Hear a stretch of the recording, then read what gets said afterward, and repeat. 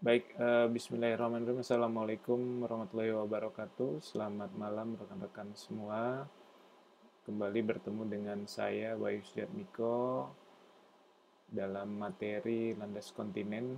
Materi ini eh, diberikan setelah UTS pertemuan ke-8, juga akan membicarakan masalah wilayah kedaulatan ya, dan yurisdiksi dari masing-masing zona-zona laut yang ada di Indonesia. Baik, rekan-rekan sekalian, materi sudah saya sampaikan dan saya kirimkan ke ketua kelas. Kita akan bahas, kemudian teman-teman nanti bisa subscribe dan berikan komentar di link YouTube yang nanti saya akan share ke teman-teman semua. Saya harapkan ada partisipasi aktif baik di link Google bawah dan kemudian di Google Classroom yang sudah kita sepakati dan kita buat. Mohon maaf kita tidak buat di forum kelas di Siakadu dan di Vclass karena memang uh, belum stabil, jadi rekan-rekan harap maklum untuk bisa mengikutinya. Baik, kita mulai dari landas kontinen yang menurut saya penting untuk kita cermati bersama, bahwasannya landas kontinen ini yang seringkali menjadi problema untuk negara-negara, khususnya negara-negara yang berdekatan atau bersebelahan dengan negara lain. Kalau teman-teman cek di websitenya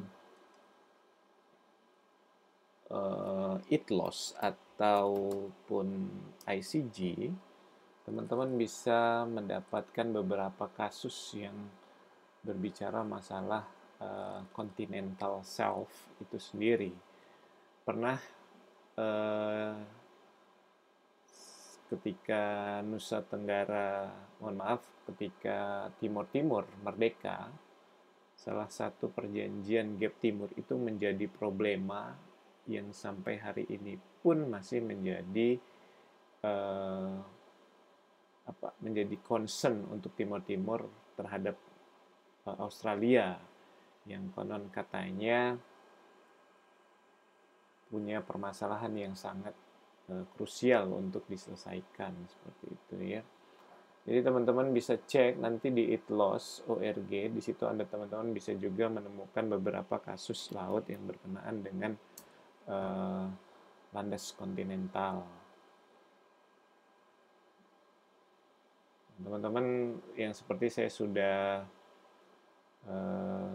berikan petunjuk bahwasanya di ICG yang paling gampang untuk mencari kasus yaitu yang contentious case ya, artinya yang kasus-kasus yang sudah selesai, yang teman-teman bisa melihat opini dan dissenting opinion dari setiap hakim untuk bisa dicermati.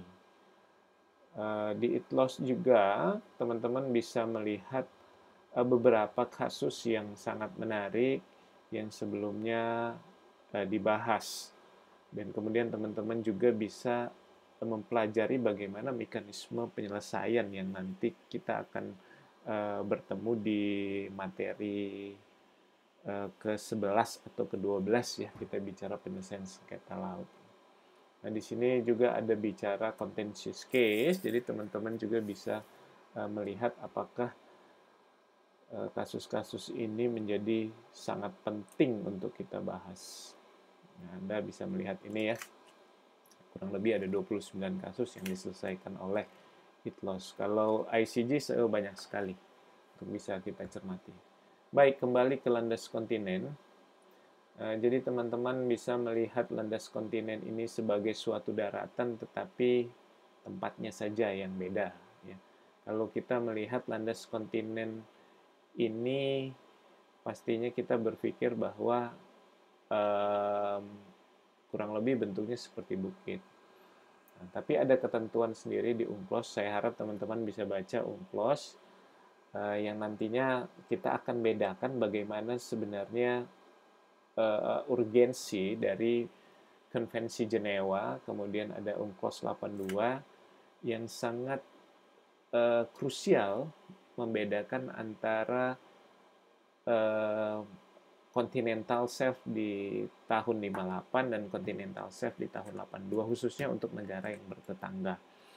Nanti kita lihat prinsip-prinsip apa saja yang menjadi pembeda. Nah, kurang lebih gambaran yang ada adalah seperti ini, walaupun tidak sedemikian rupa. Sumber ini diambil dari berbagai sumber, dari internet, dari PowerPoint, bahan ajar, kemudian RPS yang ada, kemudian juga sumber-sumber lain yang bisa kita ambil. Nah, baik, landas kontinen ini di dalam UNCLOS diatur panjangnya 350 mil, kita bisa lihat sesuai dengan keberlanjutan ilmiahnya. Walaupun saya yakin bentuk laut tidak ada yang, mohon maaf, continental shelf itu berbentuk seperti bukit. Artinya dia tidak datar seperti daratan. Jadi untuk 200 mil secara teori memang betul, tetapi faktanya bahwasannya yang selalu dipakai adalah 350 mil. Nah, kemudian landas kontinen ini menjadi penting. Kenapa? Karena banyak sekali pemanfaatan yang bisa diambil, baik dari negara pantai maupun negara tetangga. Dan banyak eksplorasi hasil sumber daya alam yang bisa dimanfaatkan. Nah, dataran kontinen, lereng kontinen, kaki kontinen, dasar laut dalam ini menjadi sebuah bagian yang pasti yang ada di continental shelf.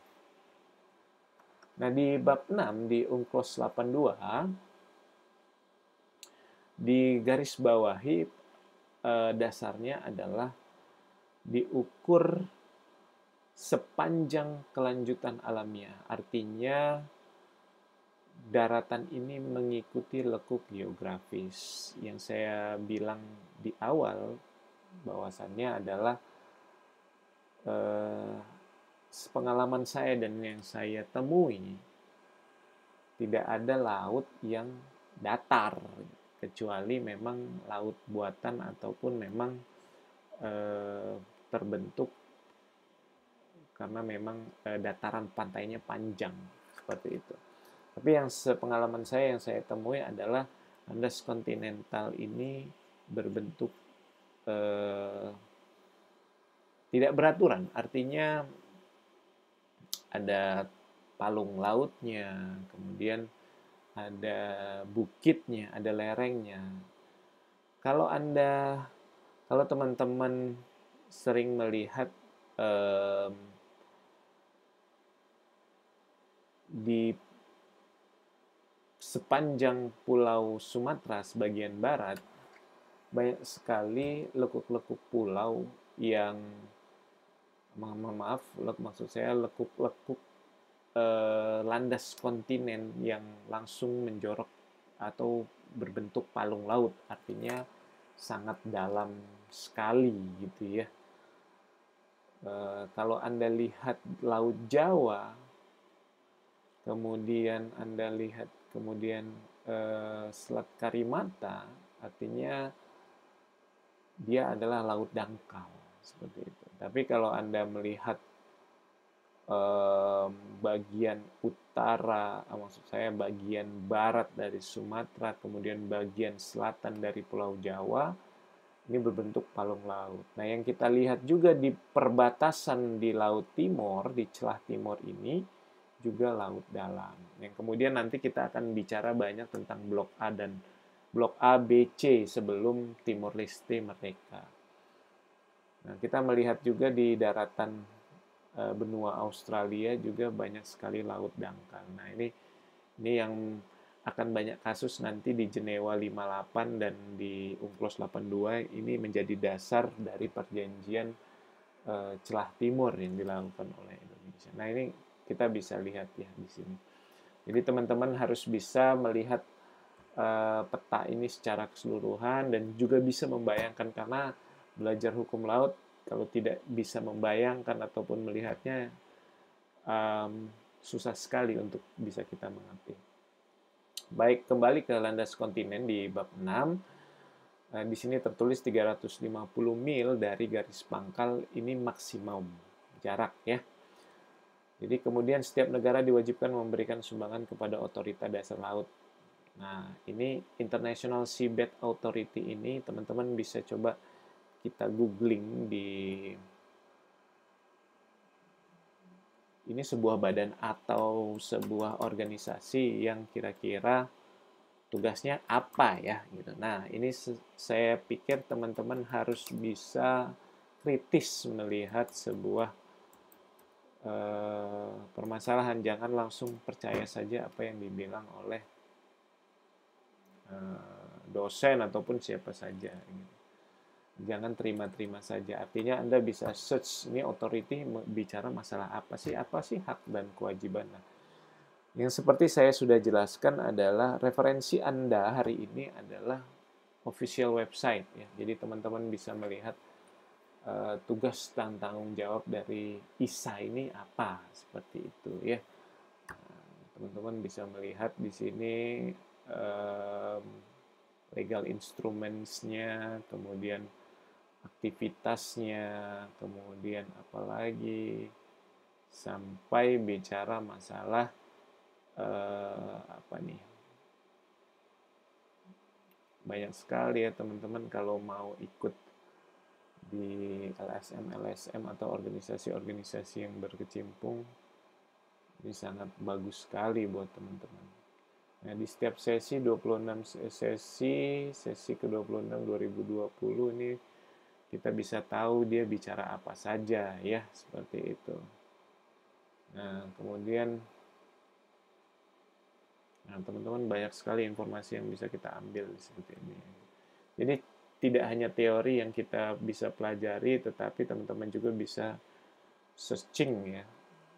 Dengan online seperti ini kan teman-teman juga bisa menggali banyaknya informasi yang bisa kita dapat. Baik, jadi teman-teman silahkan kalau ada pertanyaan nanti silahkan komen di bawah. Jadi di Google Class kita bisa bicara banyak, dan kemudian di komentar Anda bisa terbaca saya juga di YouTube. Seperti itu. Nah, semua yang saya buat ini semuanya ada di Unclos. Jadi teman-teman harus bisa melihat Unclos itu secara secara mendalam ya. Jadi teman-teman juga setiap pasal coba dilihat, kemudian artinya apa, kemudian Anda bisa search seperti itu. Nah, kemudian ada hal-hal yang menarik ya, ada istilah-istilah. Dulu kalau saya belajar hukum laut itu ada istilah-istilah yang menggelitik di pikiran gitu ya. Seperti isobat. Isobat tuh apa ya? Jadi kita bingung sendiri bicara tentang apa ya isobat itu. Nah, jadi teman-teman dengan kecanggihan teknologi hari ini harus sedikit cerdas untuk melihat itu. Gitu. Nah, ini teknis sekali ya. Teman-teman juga bisa melihat di YouTube banyak sekali penjelasan tentang landas kontinen itu seperti apa gitu ya. Diukur dari mana, kemudian bagaimana cara mengukurnya gitu ya. Bagaimana mencari titik-titik garis pangkal kemudian diukur sampai 350 mil dan atau kedalamannya dalam 2.500 mil. Nah, ini yang teman-teman harus bisa cermati juga. Walaupun Anda nggak langsung terjun ke laut, tapi Anda juga bisa bayangkan seperti apa gitu. Nanti gimana Anda kerja di DKP misalnya, atau di Bakamla, atau jadi peneliti untuk urusan laut. Nah, itu Anda bisa lihat gitu ya. Nah, untuk bicara undang-undang landas kontinen di Indonesia, ini sebenarnya undang-undang ini lama sekali ya. Kita harus mencari sebuah kekurangan yang ada di undang-undang hari ini gitu. Nah, kemudian dengan terbitnya peta baru, ini menjadi sebuah sebuah stimulan yang bagus untuk kita gitu ya. Nah, di RUU Landas Kontinen ini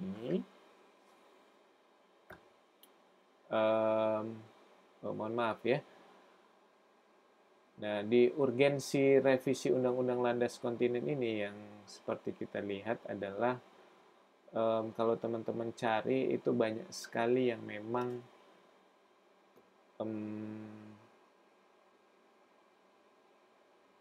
sebentar ya. Oh, ini pemerintahan. Jadi teman-teman coba bisa melihat. Nah, kenapa Undang-Undang Landas Kontinen ini harus direvisi? Kita bisa melihat bahwasannya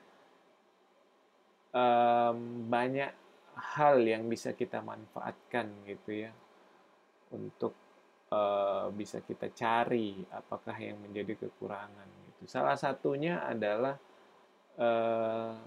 ketika kasus kapal Vietnam menabrak kapal DKP. Nah, ini menjadi permasalahan salah satu argumentasi hukum yang dikeluarkan oleh pihak Vietnam adalah mereka tidak melewati batas landas kontinen. Nah, ini yang harus kita cermati. Apakah yang menjadi batas itu adalah ukuran dari landas kontinen, ZEE, atau zona tambahan? Nah, ini yang menjadi permasalahan yang kiranya bisa menjadi koreksi kita bersama gitu ya. Jadi teman-teman sebagai calon sarjana hukum harus bisa mengkritisi ini. Nah, di Undang-Undang Nomor 1 Tahun 83 Landas Kontinen Indonesia, nah teman-teman bisa melihat sama dengan UNCLOS gitu ya. Kemudian kekayaan alam ialah mineral dan sumber kekayaan tak bernyawa. Ini sangat teoritis sekali ya gitu ya. Teman-teman bisa lihat di materi yang saya sudah berikan, kemudian apa saja yang bisa dilakukan. Nah, yang perlu kita cermati adalah banyaknya perusahaan-perusahaan minyak asing dan gas alam itu yang melakukan eksploitasi di wilayah Indonesia, walaupun memang mereka mempunyai izin. Nah, ini yang harus kita kritisi, pembagian hasil ini yang kadangkala membuat kita miris melihatnya. Nah, ini juga kita bicara masalah undang-undang alih teknologi ya. Apakah dalam kurun waktu 2-30 tahun kita tidak bisa menciptakan sebuah teknologi yang memang khusus hanya Indonesia yang mengeksploitasi lahan atau kilang minyak tersebut. Nah, ini yang menjadi problema kita bersama gitu ya. Nah, saya mau sedikit memaparkan tentang garis tengah ya. Kalau ini bicara landas kontinen yang berbatasan dengan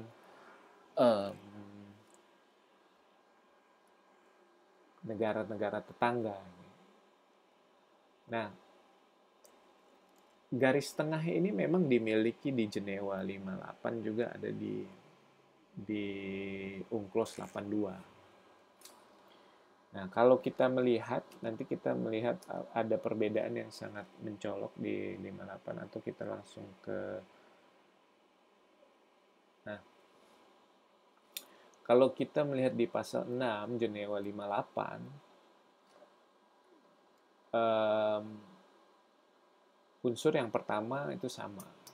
Nah, Kalau di unsur yang kedua kita bicara jarak yang adil di Jenewa 58, tetapi kalau di 82 kita hasil yang adil. Nah, nah equitable principle inilah yang menjadi dasar. Sebenarnya ini merugikan untuk Indonesia ya. Kita melihat 90% itu keuntungan di blok A kalau tidak salah saya ya. Ini punya Australia, sedangkan 10%-nya punya Indonesia. Nah, perjanjian blok minyak di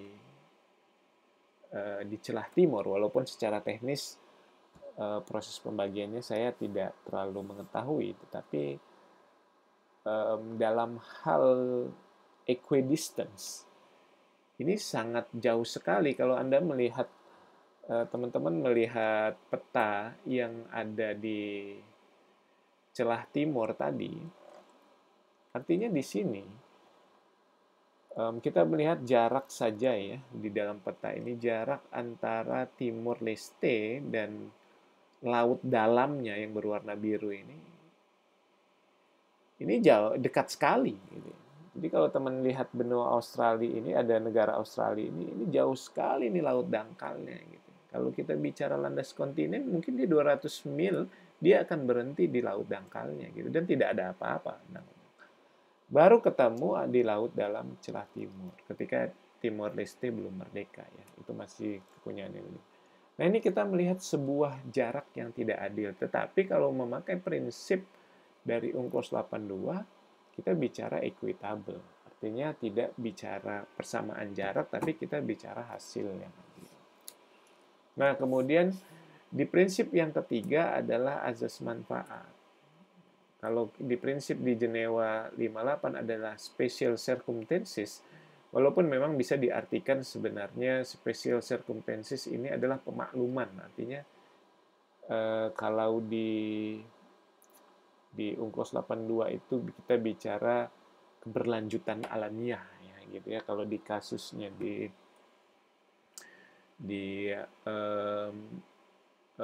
Norwegian fisheries case itu ada scapegoat atau karang-karang yang memang dari sononya sudah ada seperti itu. Nah, ini kalau di UNCLOS 82 kita bicara azas manfaat gitu ya. Nah, ini yang menjadi dua prinsip equitable dan azas manfaat ini yang menjadi poin penting dari penarikan garis tengah atau kita bisa bilang perjanjian yang ada. Nah, case-nya paling gampang ini deh kalau untuk Indonesia teman-teman bisa melihat ini ya. Jadi Anda bisa melihat di PCA ada, oh ya satu lagi ya di Permanent Court Arbitration Anda bisa lihat ini, di ICJ juga ada. Setelah Timor Leste merdeka, celah timur pun masih berlanjut kasusnya sampai hari ini. Kalau tidak salah ya Anda bisa cek di ICJ untuk Timor Leste itu, nah ini ya. Timor Leste and Australia 2015 dia udah putus, dia bicara masalah apa ya ini. Kemudian ya di 2015, tapi di PCA juga teman-teman juga bisa cek di Permanent Court Arbitration. Kalau tidak salah saya pernah melihat ya. Oke.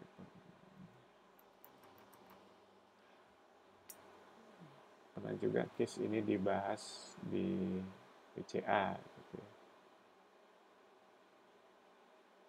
Nah, Anda bisa lihat ya di sini cases atau langsung Anda bisa cari di sini Timor Leste.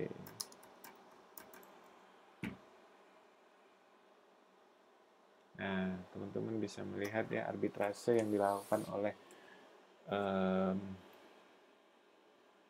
Timor Leste dan Australia tentang perbatasan dan juga landas kontinen. Bisa teman-teman bisa lihat ini di sini gitu. Mungkin nanti tugasnya pertemuan keberapa membahas ini ya. Tapi secara teori saya harus selesaikan dulu materi ini. Baik. Nah, kalau bicara teknis, ini teman-teman juga bisa melihatnya di Unclos seperti apa. Tapi kalau memang eh, kurang paham, Anda bisa lihat di Undang-Undang Landas Kontinen. Nah, di situ jelas badan lembaga mana saja yang melakukan atau melakukan penelitian dan membuat batasan, gitu ya. Mungkin itu kita bicara landas kontinen untuk pertemuan kita yang ke-9 atau ke-10. Teman-teman, saya harap bisa aktif ya dalam melihat materi ini. Kemudian Anda bisa langsung komentar di bawah, ataupun Anda bisa melihat di Google Class. Nanti saya akan tautkan link ini. Baik, mungkin itu dari saya. Terima kasih. Jaga kesehatan, tetap stay at home, study at home, dan keep healthy. Sebenarnya kita rindu untuk melakukan pertemuan, tetapi kondisi di luaran yang tidak memungkinkan. Jadi salam sehat